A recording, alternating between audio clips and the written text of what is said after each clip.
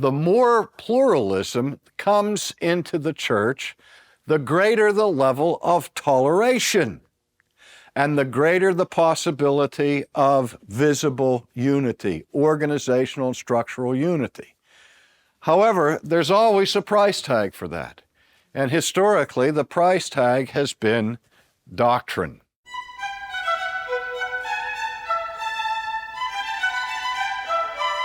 To many onlookers, the church appears fractured and divided. What are we to make of this? Thank you for joining us for this Monday edition of Renewing Your Mind as we begin a series on the church. You can add the entire 10-message series plus receive a copy of Dr. Derek Thomas's book, Let Us Worship God, when you give a donation in support of Renewing Your Mind at renewingyourmind.org. Well, let's begin this week's study with a message titled, The Church is One. In the 17th chapter of John's Gospel, Jesus gives the most extensive prayer that is recorded for us in the New Testament. And it is a prayer of intercession in which he prays for his disciples and for all who believe through the testimony of the disciples. And consequently, that prayer is called Jesus' high priestly prayer. Now, one of the central themes of that prayer was that Christ prayed to the Father that his people might be one. It was a prayer for Christian unity. And he went on to say that he prayed that we might be one even as he is one with the Father, so that the unity of the people of God, the unity of the church, is to reflect and mirror the same kind of unity that exists between the Father and the Son. Now, we know that the prayers of Christ as our high priest are efficacious, that they are powerful, and that this was a major concern for him, that his people not be divided. Yet, here we are living in the 20th century where the church, at least in its visible manifestation, is probably more fragmented and more fractured than at any time in church history.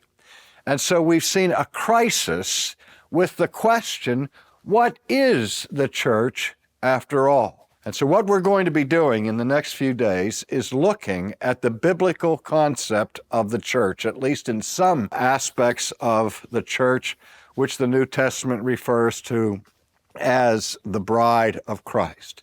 We know that very early in the history of the church, we saw the formation of the Apostles' Creed, and many Christians recite the Apostles' Creed on a regular basis in the liturgy of their church services. And after the creed makes its affirmations about the character of God and about the character of Christ and the work of Christ, it says, I believe in the Holy Catholic Church. So that part of the profession of faith of the Christian is a profession of faith concerning the church. Now, that confessional proclamation was extended even further in the 4th century with the Nicene Creed. In the Nicene Creed, we get some of the classic marks of the church, in which the church was defined historically with 4 adjectival qualifiers, 4 statements that are made about the church that are guidelines for our understanding of the church. And these 4 are that the church is one, holy, Catholic, and apostolic. And so as we begin our study of the nature of the church, I want to look at these 4 descriptive categories as they define the nature of the church. First of all, that the church is one. The last survey I saw indicated that in the United States of America alone, there are over 2,000 distinct Protestant denominations. Among them are included such churches as the Church of the Ladder Up to Heaven, number 1, and the Church of the Ladder Up to Heaven, number 2, which split from the Church of the Ladder Up to Heaven, number 1. We have a multitude of Presbyterian denominations, many of which are called split peas because they represent splits from larger denominations.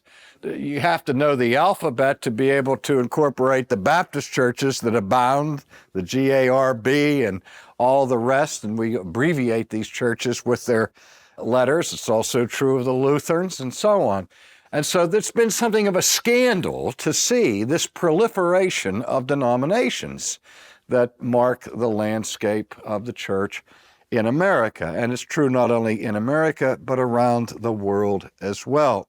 In the 16th century, at the time of the Protestant Reformation, the schism that occurred with the protest of Luther and the Reformers was really greater in its ramifications than the so-called Great Schism that broke the church between the Eastern and the Western manifestations of historic orthodoxy.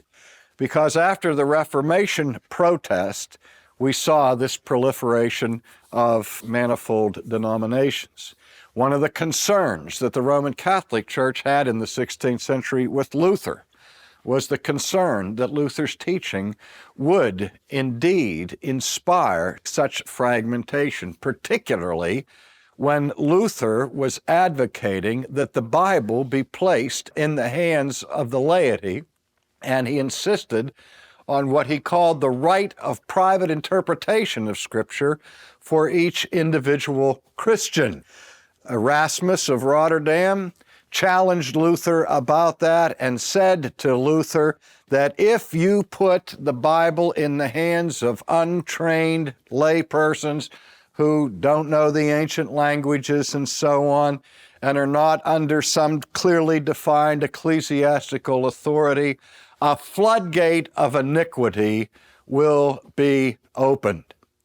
And Luther responded to that, indicating his grave concern that that kind of unbridled individualism would indeed emerge, and that people on their own whims would turn the Bible into a wax nose and form it and shape it and make it say whatever they wanted to say and try to establish all kinds of false doctrine by illegitimate appeals to the Scripture. And Luther was acutely conscious of that danger.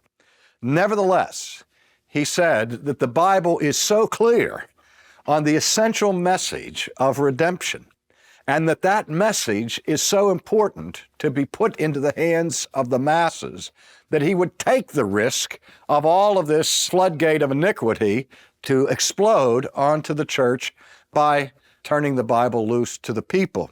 And he finally said, if a floodgate of iniquity occur, so be it. Well, it did occur. And the Reformers themselves were not able to maintain a united front. Luther and the Calvinists, the Lutherans and the Calvinists couldn't get it together. The Anabaptists and the Reformed people couldn't come to agreement. And so we've seen all these different churches develop over history, all claiming to be faithful to the New Testament witness. And obviously, they can't all be being faithful to the New Testament witness because the disagreements at times are so sharp. And so how are we to understand and respond to Christ's prayer for the unity of the church and for the ancient church's declaration that the church is one? Now, there have been different approaches to this.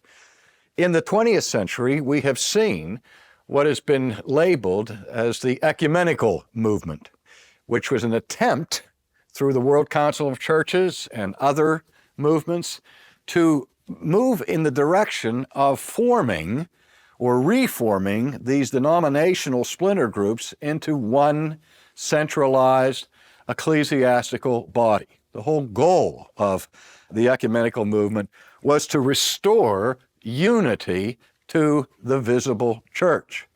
Now, one of the things that we've seen as a result of this push towards unity is an increasing number of mergers between denominations that formerly were divided. Now, one of the problems with mergers, as we have seen in history, is this tendency.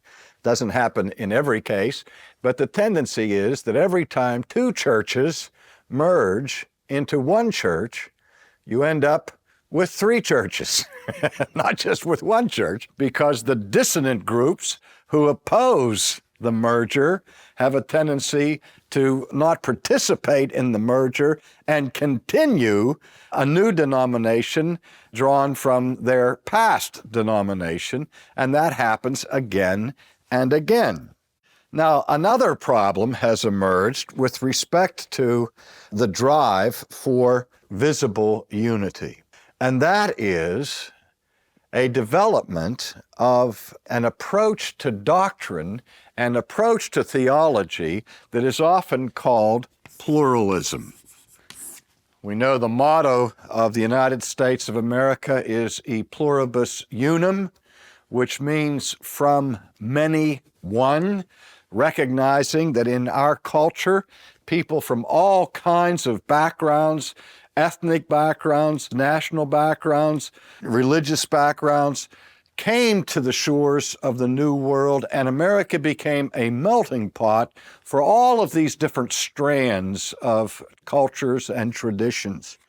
And we've tried to establish a nation where the people are united under one government with one language, in spite of all of these various and disparate backgrounds.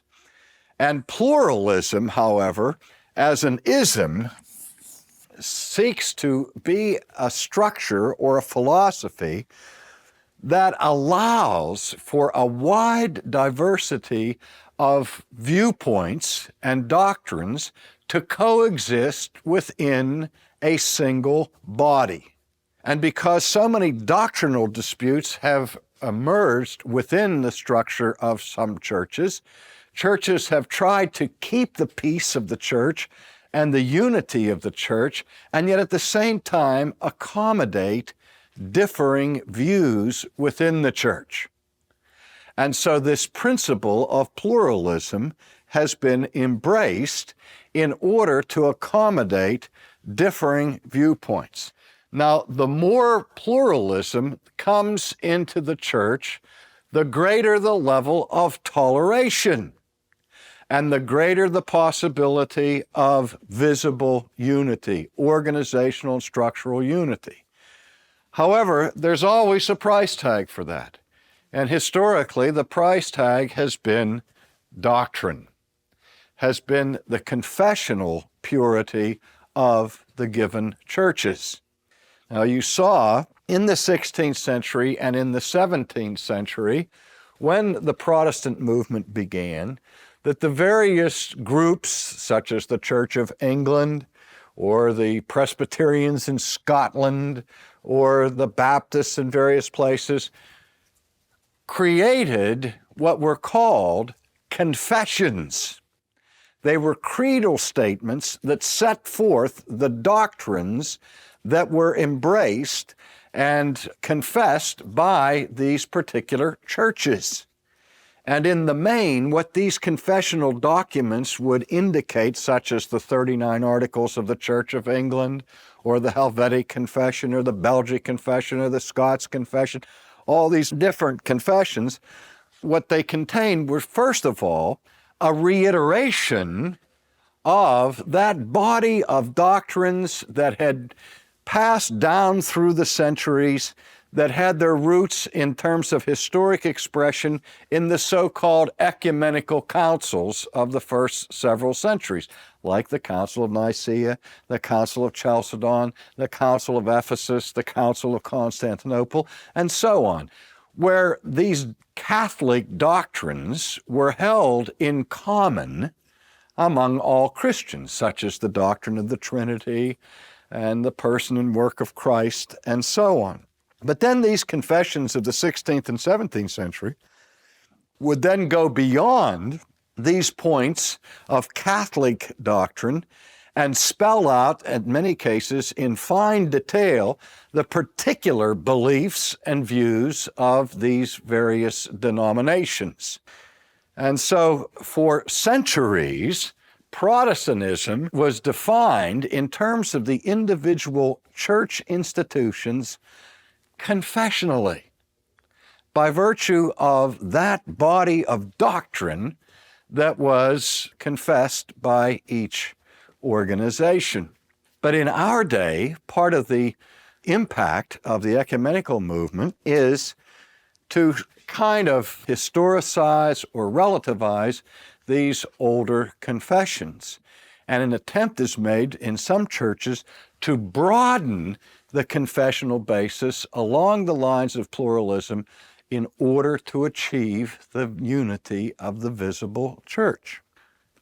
I can remember one of the first theological crises that I had to be engaged in my own tradition was over a proposed new confession for the old United Presbyterian Church called the Confession of 1967. When it was introduced for evaluation and examination and study around 1965, I was invited to be part of a panel of theologians to evaluate this new confession, examine it, and to offer certain suggested emendations and so on to it. And that created quite a controversy in the church I was a member. And the proposal was that in that church where we had the Westminster Confession for centuries being the defining confessional doctrinal statement of the old Presbyterian Church, the proposal was to add to that single confession several other confessions like the Scots Confession, the Barmen Declaration of the 20th century, and the Confession of 1967. And I remember when I was ordained, however, there was only one confession in the church. It was the Westminster Confession. And everyone who was ordained had to take a vow before God and before the church that they embraced the system of doctrine within that confession, and you promised to uphold it and so on. Well, after the confessional basis was changed in 1967, the Westminster Confession remained on the books, but other confessions were added to it. And I had a strange experience that I want to use as an illustration. When Ligonier Ministries began in Pennsylvania in 1971, I was invited by some people in the Pittsburgh area to come and begin this ministry, and I said I wouldn't do it unless I received a call from the presbytery to do it and had the endorsement of the church to do it. I wasn't interested in a wildcat, Lone Ranger type ministry, and so those people who wanted me to start this ministry went to the local presbytery and asked them to submit a call to me. Well, the process involved that I would go before the presbytery to be examined to see that my credentials were in order and so on. And so I went to the presbytery meeting, and there was an examining committee. And as they were examining me about their theology, one of the questions that one person raised was this. They said, Dr. Sproul, which of the confessions in the book of confessions of our church most accurately reflects your theology? And I thought that was a legitimate question, and I didn't hesitate. I said, well, that would be the Westminster Confession. And the person that asked me that question became irate and said to me, what's wrong with the rest of the confessions? I said, I didn't say anything was wrong with the rest of the confessions. You asked me which one I found most accurately represents my position. And this person was very angry because this person didn't like the Westminster Confession of Faith. So after the questioning period was up, they asked me to leave the room while they would discuss my call and determine whether I was acceptable to them and so on. And so before I left the room, I asked to make a statement. And they said, what's that? And I said, if you decide not to accept me in this presbytery, I hope it will not be because I believe the doctrine contained in the confession under which I was ordained and which you were ordained. And I left the room. what could they do? They had to approve of me because otherwise they had to confess to perjury on their own.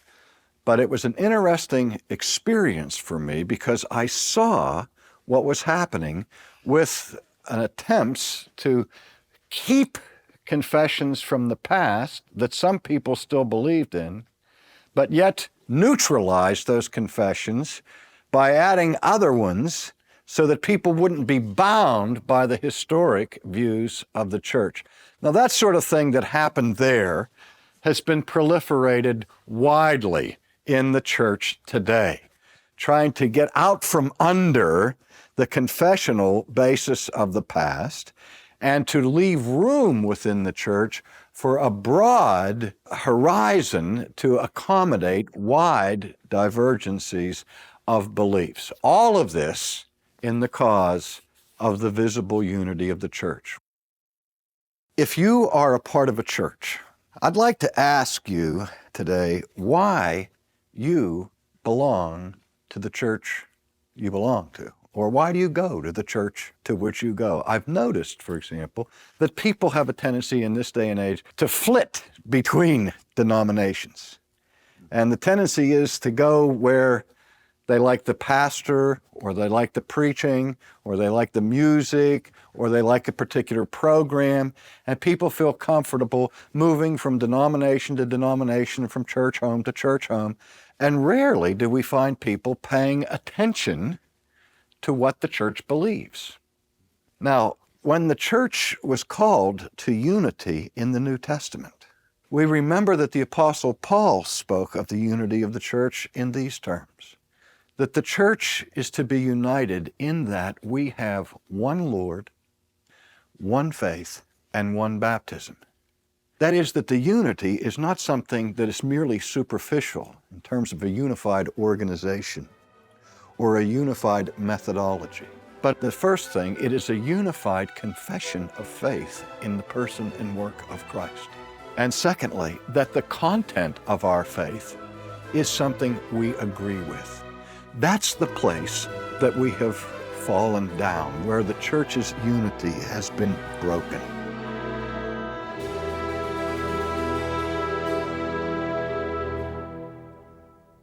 As believers, we have a unified confession of faith in the person and work of Christ. This week on Renewing Your Mind, we're considering the church, as R.C. Sproul explains how the truth of Scripture is the basis for church unity, and he discussed the marks of a biblical church. If you'd like to go deeper in your study, you can request lifetime digital access to this 10-message series and its study guide, plus receive a copy of Derek Thomas's book, Let Us Worship God, when you give a donation in support of Renewing Your Mind at renewingyourmind.org, or when you call us at 800-435-4343. So that's a series and a book to thank you for fueling this outreach of Renewing Your Mind. Thank you. Well, you frequently hear R.C. Sproul's preaching and teaching on Renewing Your Mind, but throughout the month, you'll also hear from other gifted teachers. But did you know that there is a podcast that exclusively features teaching from R.C.? It's called Ultimately with R.C. Sproul, and new episodes drop 3 times a week. Each episode is a brief insight from his decades of teaching and includes audio that has never been released before. We, as God's creatures who bear His image, are called to mirror and to reflect His character. When God gathered the nation at Sinai and gave to them His law and constituted them as a unique commonwealth among all of the nations of the world, He said to His people, "You shall be holy, even as I am holy." This was not a new calling. That responsibility of being holy because God is holy was rooted and grounded in creation itself. When God made us and fashioned us, He said, "Let us make man in our own image." An image is a likeness of something. Being created in the image of God, among other things, means that we, as God's creatures who bear His image, are called to mirror and to reflect His character. We are to mirror and reflect His holiness.